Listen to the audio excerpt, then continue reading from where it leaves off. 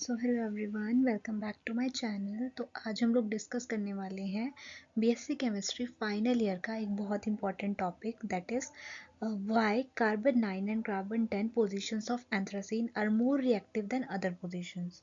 Okay, ये आपका previous year में आया हुआ क्वेश्चन है, इसीलिए ये इंपॉर्टेंट हो जाता है हमारे लिए। तो स्टार्ट करते हैं। सबसे पहले आप इसका स्ट्रक्चर थोड़ा देख लो। ये एंथ्रासीन का स्ट्रक्चर होता है। आपने आई होप इसकी सिंथेसिस भी की होंगी, और अगर नहीं की है तो आप मेरी प्रीवियस वीडियोस में जाकर देख सकते हैं, वहाँ पर मैंने उसकी सिंथेसिस हैवा सिंथेसिस करवाई हुई है। ओके, तो मेन अब अपने क्वेश्चन पर आ जाते हैं। ये एग्जैक्ट क्वेश्चन है जो आपके पेपर में पूछा गया था कि why 9 and 10 position of anthracene are more reactive than other positions towards the substitution and addition reactions. Okay, तो अब यहाँ पर हम क्या करेंगे, सबसे पहले एंथ्रासीन को नंबरिंग देंगे, उसकी पोजीशन को। दिस इज यहाँ पर this is first position, then second, third, fourth, fifth, six, seventh, eighth, ninth, tenth. ठीक है, carbon first, carbon fourth, carbon eighth, carbon five.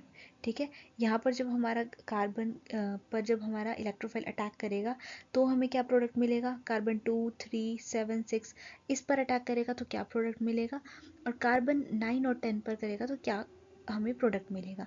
तो देखते हैं, तो हम यहाँ पर क्या है, सब पर अटैक नहीं करवाएंगे, यहाँ पर हम कार्बन फर्स्ट पर अटैक करवाएंगे।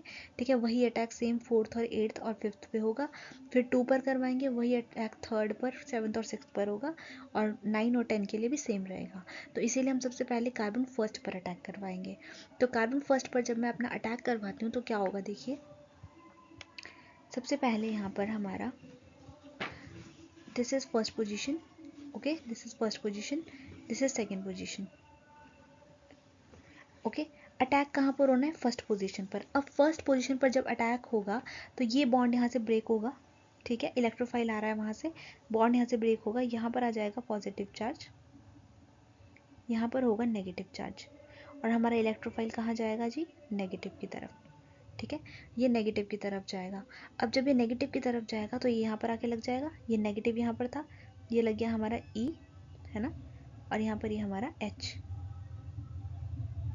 ठीक है, ये एच यहीं से निकला है हमारा। ठीक है, और इलेक्ट्रोफाइल यहाँ पर आकर जुड़ा हुआ है। ओके, और यहाँ पर एक पॉजिटिव चार्ज आ गया था, ये जो सेकंड पोजीशन पर पॉजिटिव चार्ज आ जाएगा, ये आ गया यहाँ पर। तो अब क्या होगा यहाँ पर, अब यहाँ पर रेजोनेंस स्टेबलाइजेशन होगी, यहाँ पर से जो बॉन्ड होगा वो इधर शिफ्ट हो जाएगा, मतलब ऐसे इधर शिफ्ट हो जाएगा यहाँ पर। ठीक है, ये यहाँ पर शिफ्ट हो गया, देखो ये बन गया यहाँ बॉन्ड, और यहाँ पर आएगा हमारा पॉजिटिव चार्ज। ठीक है, यहाँ पर मैं बनाना भूल गई हूँ, आप इसको बना दीजिएगा। यहाँ पर आ जाएगा हमारे पास एक पॉजिटिव चार्ज। ठीक है, अब क्या होगा, अब यहाँ पर देखो, अब देखो कार्बन फर्स्ट पर जब अटैक करवाया तो हमें क्या है, 2 रेजोनेटिंग स्ट्रक्चर्स मिले, कितने, 2। ओके, अब हम कार्बन सेकंड पर अटैक करवाने वाले हैं। ठीक है, सेकंड कार्बन कौन सा है, ये वाला, यहाँ पे अटैक होगा। यहाँ अटैक होगा तो जब बॉन्ड टूटेगा यहाँ आएगा नेगेटिव चार्ज, यहाँ पर आएगा पॉजिटिव चार्ज, और ये ई यहाँ पर आके ऐसे इधर को अटैक कर देगा। ठीक है, अब जब ये यहाँ पर अटैक करेगा तो अब आप देखो यहाँ पर अटैक करा तो यहाँ पर आके इलेक्ट्रोफाइल लग गया इधर, और यहाँ पर लग गया एच, है ना, और इधर बन गया क्या हमारा पॉजिटिव चार्ज। ठीक है, ये बना था ना फर्स्ट पोजीशन पे पॉजिटिव चार्ज, ये यहाँ पर बन गया एक पॉजिटिव चार्ज हमारे पास। ठीक है, अब इस पॉजिटिव चार्ज को स्टेबलाइज करने के लिए यहाँ पर कोई बॉन्ड नहीं है। ठीक है, इधर इधर कोई बॉन्ड नहीं है। ठीक है, और इस वाले ये वाले बॉन्ड का हम यूज़ नहीं कर सकते हैं। ओके, तो यहाँ पर हमारे पास कितना रेजोनेटिंग स्ट्रक्चर मिले हमें, यहाँ पर मिला सिर्फ एक, आई एम सो सॉरी, सिर्फ एक रेजोनेटिंग स्ट्रक्चर। ठीक है, सिर्फ ओनली वन। ओके, अब नेक्स्ट पर देखो, जब हम कार्बन 9 पर, यहाँ पर मैं 9 पर जब अटैक करवाती हूँ तो क्या हो रहा है हमारे पास, अब 9 पर अटैक होगा तो 9 के पास क्या होगा, नेगेटिव चार्ज, और इधर कौन सा चार्ज, इधर क्या होगा, पॉजिटिव चार्ज, यहाँ पॉजिटिव चार्ज जनरेट हो जाएगा। ठीक है, अब ये यहाँ पर इलेक्ट्रोफाइल इधर आके अटैक कर देगा, इलेक्ट्रोफाइल अटैक कर देगा तो यहाँ पर एक इलेक्ट्रोफाइल लग गया, यहाँ पर लग गया अपना हाइड्रोजन। ठीक है, और ये हो रहा पॉजिटिव चार्ज। ठीक है, अब इस पॉजिटिव चार्ज को स्टेबलाइज करने के लिए यहाँ पर एक बॉन्ड है, तो यहाँ से यहाँ पर शिफ्ट हो जाएगा। ठीक है, बॉन्ड यहाँ पर शिफ्ट हुआ, ये देखो ये वाला बॉन्ड यहाँ शिफ्ट हुआ, और ये बन गया यहाँ पर इस तरह से बॉन्ड। ठीक है, और एक में यहाँ पर जनरेट हो गया पॉजिटिव चार्ज।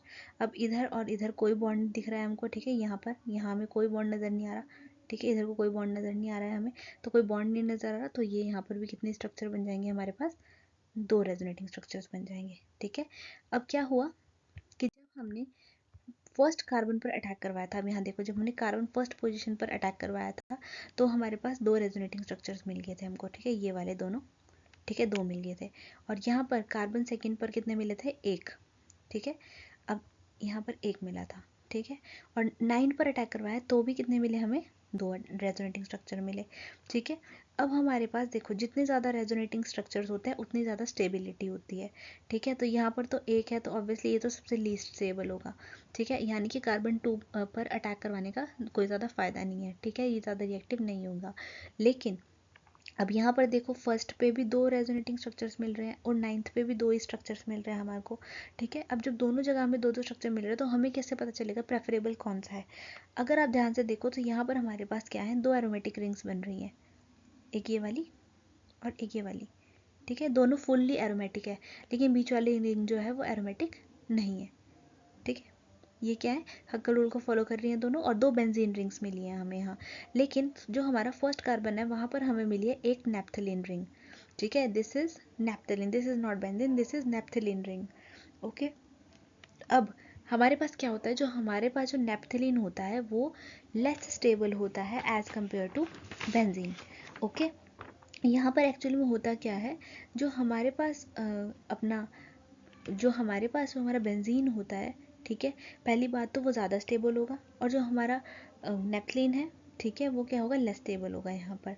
ठीक है, विद, और चाहे आप विद रिस्पेक्ट टू एनर्जीज भी देखो तो एनर्जी भी किसकी ज़्यादा होगी, बेंजीन की ज़्यादा होगी। दो बेंजीन की एनर्जी एक नेप्थलीन से ज़्यादा होगी हमारे पास। ठीक है, इसीलिए हमारे पास क्या है, ज़्यादा रिएक्टिव कौन सी पोजीशन होगी, C9 पोजीशन, क्योंकि यहाँ पर हमारे को बेंजीन मिल रहा है और ऊपर हमें नेप्थलीन मिल रहा है जो कि कम रिएक्टिव है। ओके, अब यहाँ पर आप थोड़ी सी थ्योरी लिख सकते हो कि इन anthracene 9 and 10 positions are more reactive than the other position because of aromatic stabilization and resonance effect। तो अभी हमने पूरा देखा रेजोनेंस इफेक्ट कैसे कैसे है ना, और एरोमेटाइजेशन भी देख ली किसकी ज़्यादा है, बेंजीन वाले की। मेन रीज़न क्या है, स्टेबिलिटी ऑफ द इंटरमीडिएट। जब हमारे पास इलेक्ट्रोफिलिक सब्स्टिट्यूशन होती है 9th और 10th पोजीशन पर, ठीक है, तो हमारे पास जो सेंट्रल वाली रिंग होती है वो एरोमेटिसिटी लूज़ कर लेती है। मैंने बताया ना आपको कि साइड की जो दो रिंग्स हैं वो क्या है, एरोमेटिकली स्टेबल हैं, लेकिन जो बीच वाली रिंग है उसमें क्या है, एरोमेटिसिटी नहीं है।